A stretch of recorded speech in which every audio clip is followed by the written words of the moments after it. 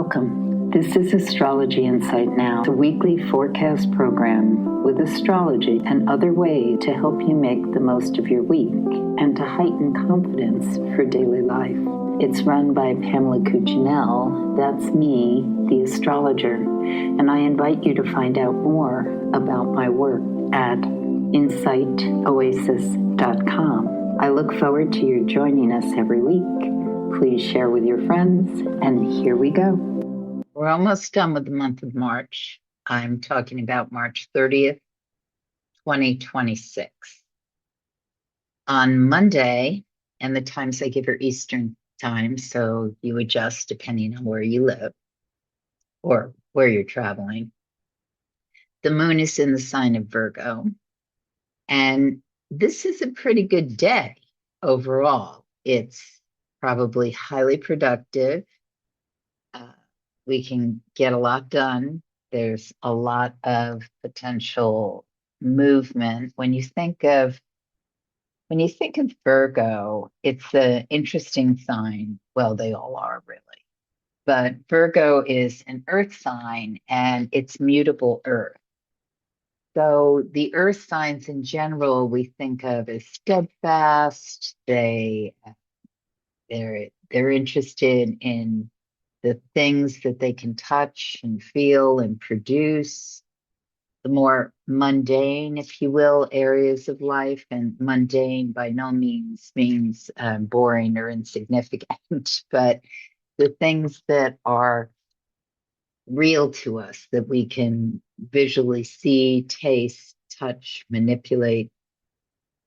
But in the sign of Virgo, this earth sign is, since it's mutable, it's at the gatekeeper from the end of one season entering the next.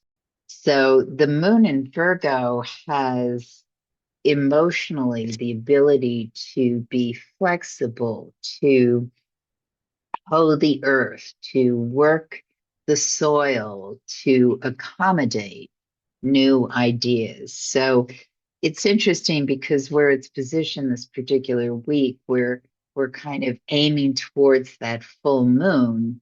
So this can be some decisive actions or maneuvers as we get into the full thrust of that full moon. Full moons being integration of energy, and sometimes they're the apex or completion of a project, an idea. We get a perspective on the full moon. So you think of the new moon as beginning things, starting, launching, and the full moon is when we either have succeeded in the project or we have a longer view as we're seeing what we need to finish up in the waning moon cycle or put to rest and bench for another point in time. So this Virgo moon, these couple of days before we get to that full moon, seem to really suggest the ability to make some changes, edit, see where we might have to shift into another way of doing things because how we've been doing it isn't really going to come to pass. It gives us a lot of flexibility and in a detail-oriented way. I mean, for some of us, it's going to work better than others. It's always valuable to know where the moon is traveling in your horoscope. So if it's what house area of life it's touching, if you're strongly connected with a sign of Virgo, or it is a sign that you learn a lot from, or you don't know what the heck is going on when you're dealing with Virgos, it's always things that we can learn, grow, and develop with. That's every day gives us something that when we pay attention, we can work with, develop, and either ease into, sort of observe. It depends energetically how it fits with us. But if you're a person who enjoys like rolling up your sleeves and working on a task and having maneuverability or being okay with, oh, yeah, maybe it's better to go outside or look at it in this light or consider that possibility.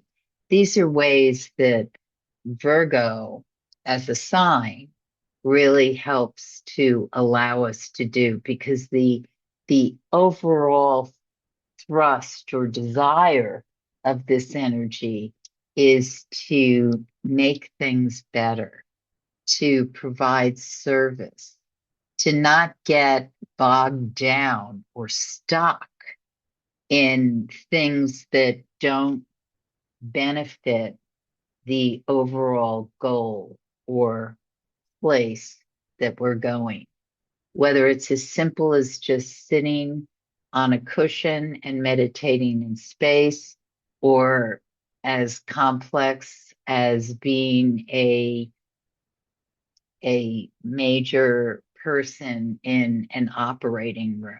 I mean, Virgo is, I am present, I'm paying attention, I am in my body, and I am adaptable to whatever the weather may bring in so that I can make the best of the situation at hand by observation and preciseness. We're done with the Mercury retrograde. We're past its shadow. So Monday and Tuesday can be highly productive days for getting things in order for where we want them to go. Now, overall, as I said, Monday's a pretty rock solid day. In mid-afternoon, early afternoon, you just want to make sure the messages or information that's coming through is understood and received in the way it was intended.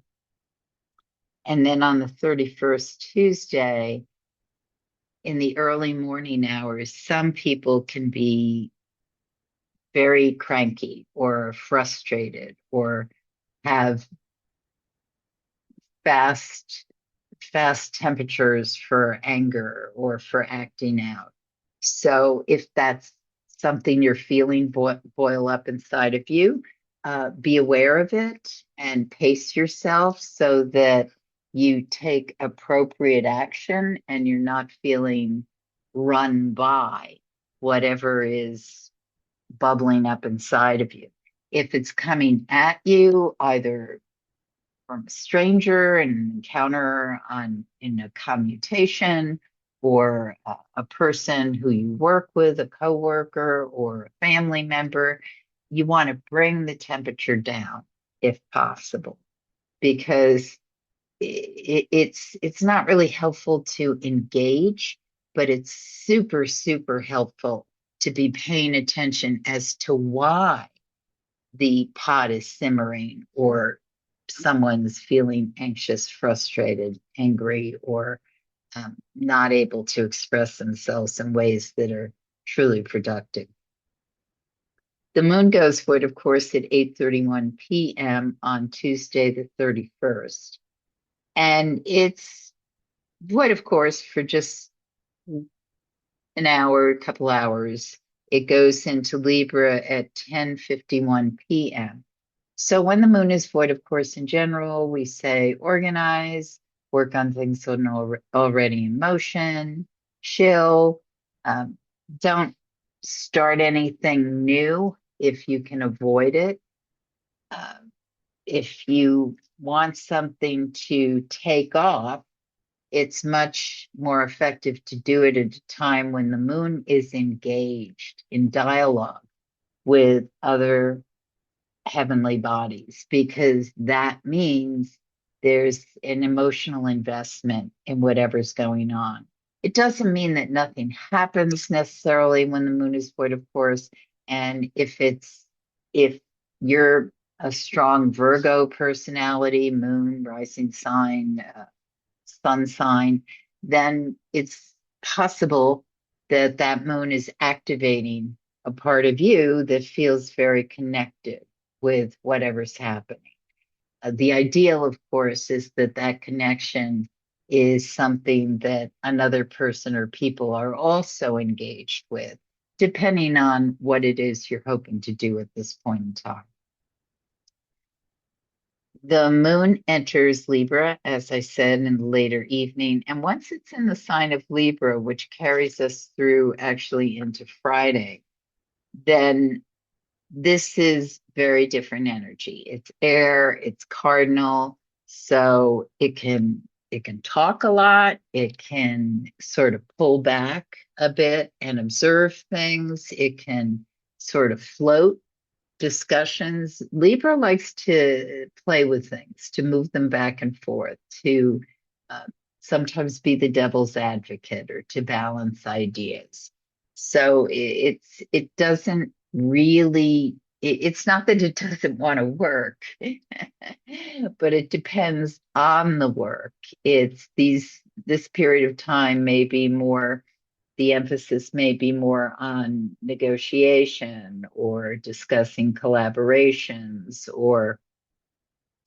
uh, or discussing anything in general, just weighing pros and cons. It's also, Moon in Virgo is usually quite helpful for making aesthetic decisions, design. Once again, ideally, you know your personal horoscope and you can think, oh, yes, I should be very active over those couple of days because Libra engages my certain area of life or way of seeing. If you don't know that, just know in general, it's a relationship oriented sign. It wants to converse, it wants to share, it wants to, at times, argue because it's about presenting ideas and hearing all sides, very dimensional ways of thinking. On Wednesday, that's when we aim towards that full moon.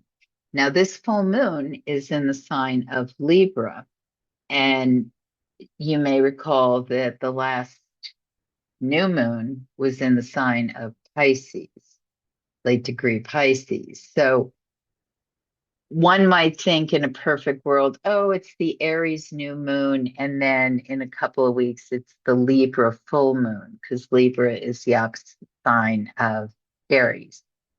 But the new moon in Aries actually will be in mid-April because it also is going to be late degree moon. There are 30 degrees in each sign. So when the new moon happens in an early degree, it's much more likely to open that lunar cycle than if it's in a late degree. But there's variables, so that's just something that you might be interested to be basically aware of.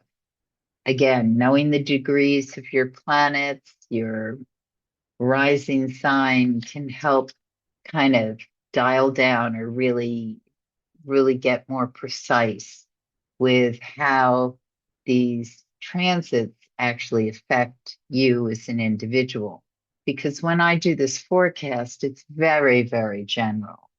And when we know where we're actually getting affected by how these planets are moving, then that general can start to winnow down. We get a clearer view of how this is actually unfolding.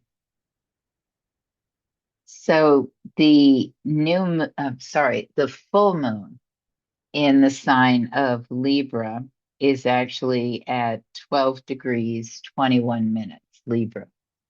It's on April 1st, April Fool's Day, and I always pay a little homage to my mother on this day because she was an April Fool Aries. And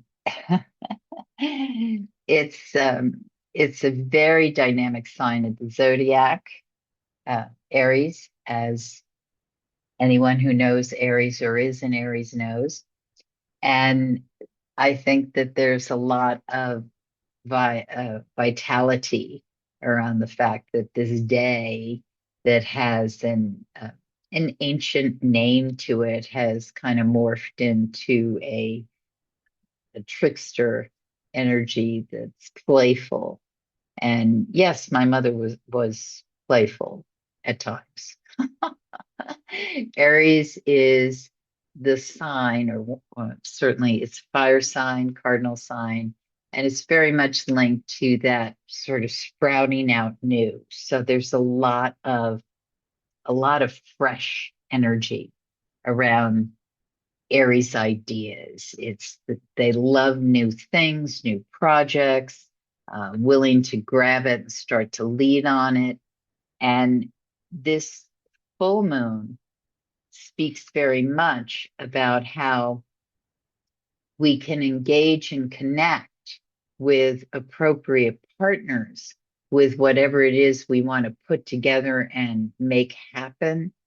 But it's really important to choose the right one, because some of us may be presented with a lot of ideas, a lot of partners around this time. It doesn't mean necessarily on the full moon day, but when you think of the lunar cycle, we go in the waxing moon cycle from new moon, we're building on something. Ideas are a place where we're going.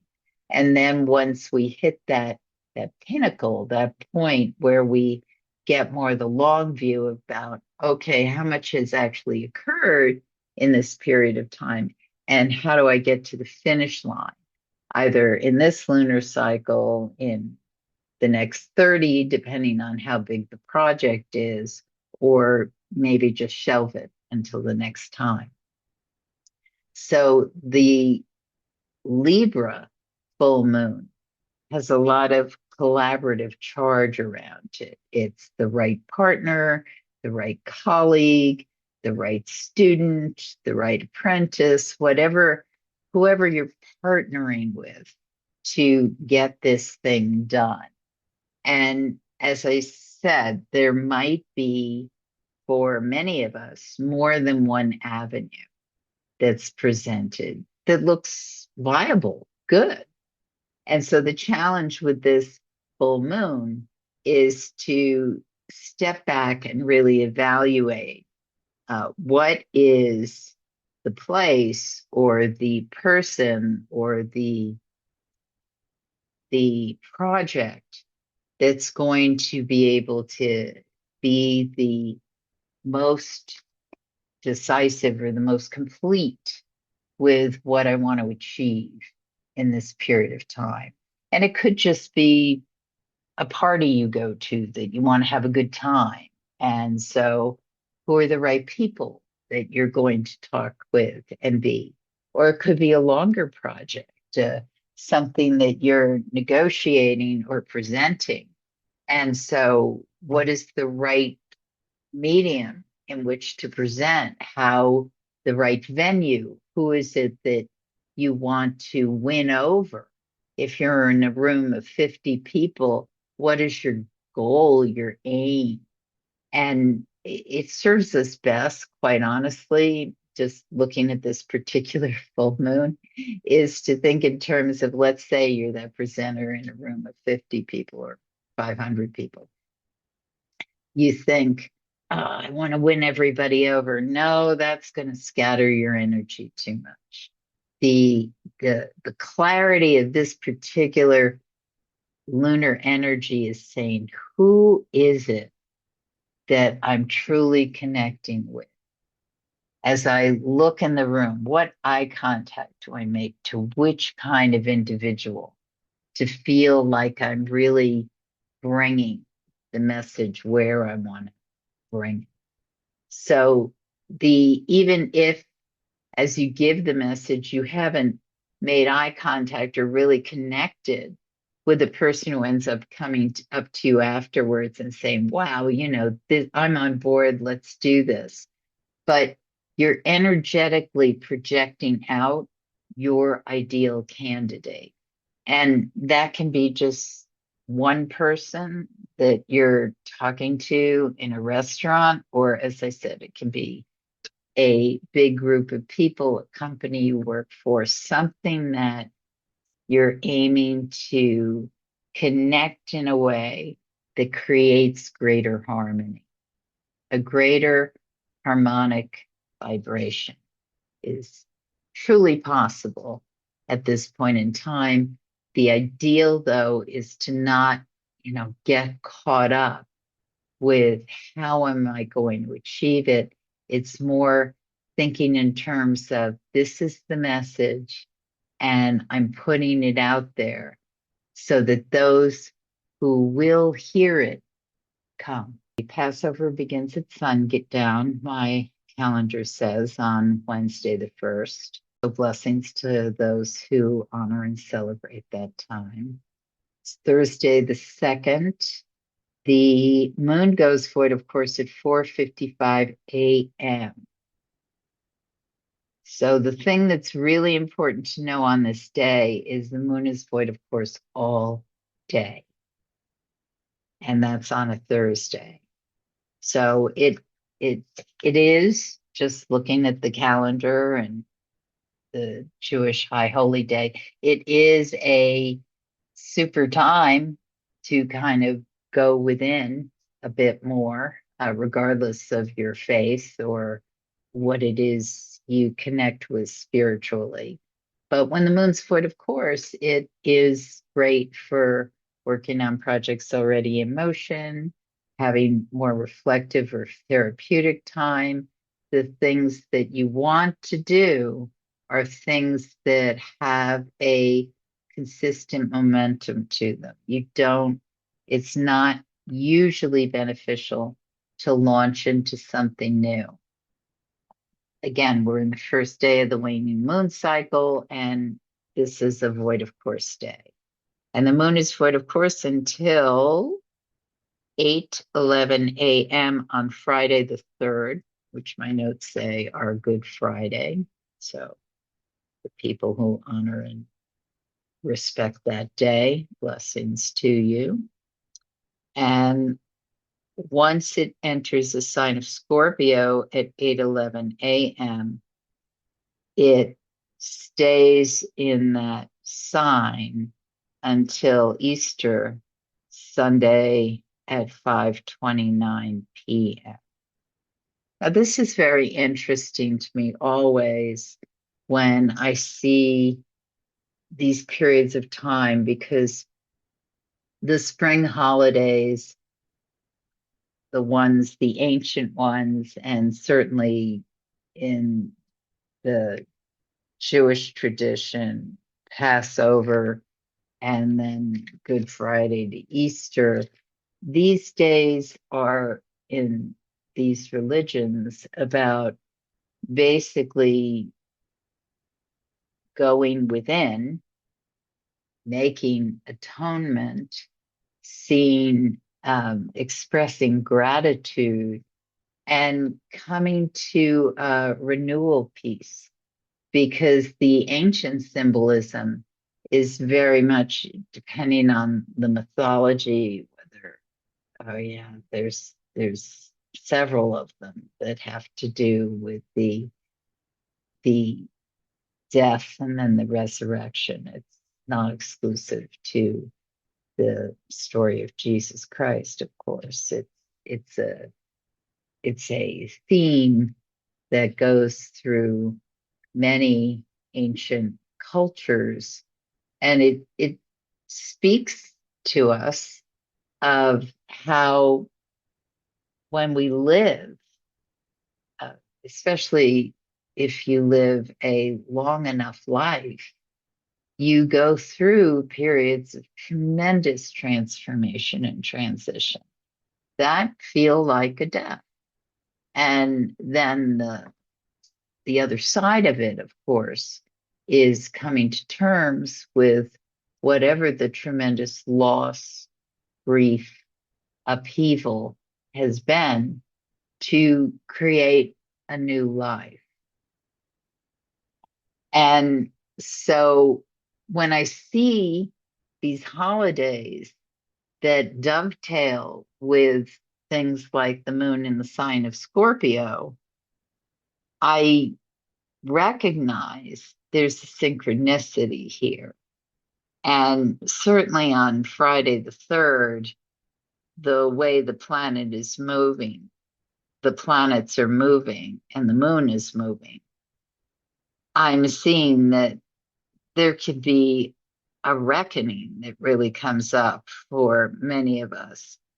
In Eastern time, it'll be in the early evening into the evening, but it varies depending where you are when the moon is basically in a square to Pluto, which is now in the sign of Aquarius. So this signifies a time of internal seeking. It may not feel like that. It may feel like, what the heck is going on? Or I am in the middle of something I don't want to be in.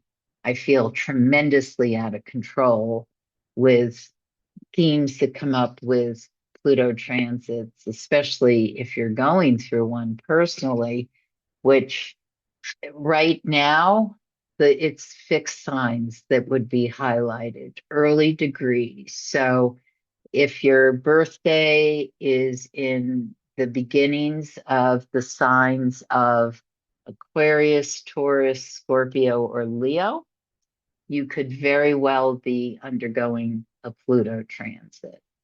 Uh, it could also involve, let's say, your moon sign or your rising sign. And Pluto transits are not comfortable to go through, because they bring us to points where we don't feel in control of certain situation. And so this evening of Friday the 3rd can be a time when you could encounter someone who's going through that. You might be feeling it yourself. It's a transit for just the day. So it can be something that just feels like, what the heck is going on? And you just have to ride with it. But for those of us who are going through the ongoing transit of it, it will be a rather intense day. And so my big statement whenever I'm talking to anyone who's going through a Pluto transit, is it's incredibly difficult. It, depending on the person and how they're hardwired, it can be almost impossible. But the lesson is always about, you have to surrender to what's happening. It doesn't mean you can't be an active participant and be engaged, but it does mean that if you think you're going to do something Herculean and change something that has an inevitability about it, you're wrong. The most graceful way to deal with it is to concede that you are in a place that you are not strong enough yourself to change. One analogy I'm thinking of is, oh gosh, when I was a younger woman, my beloved crazy brother loves to swim. He's an excellent, excellent swimmer. And we were in this cove that he wanted to go in, and we went down with the big rocks and everything. And we get in it, and it turns out it also had this kind of riptide thing going on, where there was no way I could get back to terra firma. And I was going to exhaust myself. I couldn't. And he was in another place, and I just am not as physically strong as he is. And And he was looking over because he knew he was dealing with it, and he didn't know if I could deal with it. And I didn't know if I could deal with it either. And I basically just, I just thought, I can't fight this. And this was before was I was a good astrologer. I didn't think in terms of that, but I just thought I have to just ride this because I can't control it and keep my head above water. And obviously I'm talking to you now, so I was able to eventually get to a place where I could find my feet and find my way. But it took me a really long time. And when we got together again, I said, I will never follow you blindly into a body of water again, much as I love you. So, so that's my Pluto lesson for the evening. And it does have that kind of energy about it this particular weekend because Uranus is also popping up because eventually that moon, as it travels into later degree, will find itself opposite the sign that Uranus is in at late degree Taurus. So basically, just do a deep dive this weekend. Obviously, not in a rocky cove, but pay attention to where you are. Be listening to things in conversations below the surface. The less you take at face value, the more likely you are to be able to find your way to that solid ground. But the surprises that may come in, or the switches or the detours, can also bring you to a place of greater knowing. And a lot of this has to do with overall trust in the process of how we discover how we change with grace in this incredibly upside down time that we're living in. The moon goes for it, of course, at 5:29 p.m. on Sunday, the 5th, Easter, and it goes into the sign of Sagittarius a couple hours later at 7:32 p.m. So this little void of course window, absolutely lovely, again, for quiet reflection, sort of see where you're at. What perhaps did you discover? Were there any epiphanies or revelations over the past couple of days? No matter how easy they were to process. And when the moon goes into Sag, fire, mutable moon, we are, some of us can get very jazzed and feel like we want to do things, party, talk. Again, it depends on how early you have to get up the next day and what's going on.